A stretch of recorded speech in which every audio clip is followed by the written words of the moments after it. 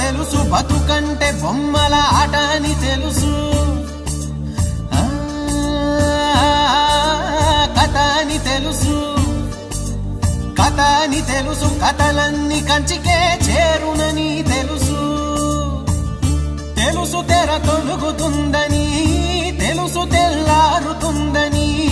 తెలుసు ఈ కట్టె పుట్టుకుమంటదని, తెలుసు ఈ మట్టి మట్టిలో కలిసిపోతదని,